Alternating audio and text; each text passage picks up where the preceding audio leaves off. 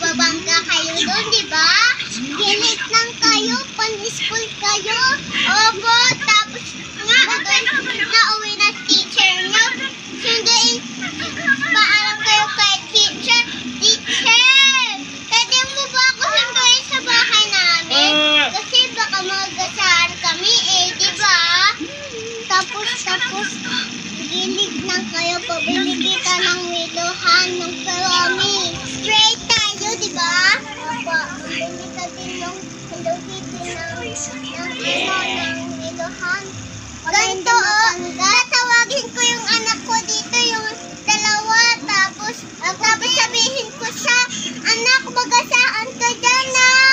Kilig ka lang. Tapos sabi ng anak ko, anak, ay, akin yun. Tapos sabi ng anak ko, opo, mami. Bye na, mami, kasi mag-i-school pa ako, ha? Bye! Tapos nandito na daw yung sabi. Andito na daw willow. Andito na naman yung willow. Akin! Si ano? Kalabaw. Iba yung school. Baby! Baby, Baby, tawagan mo si mami. Sige. Na-school na daw si baby. Saka ito din. Tawagin mo. Dito ka.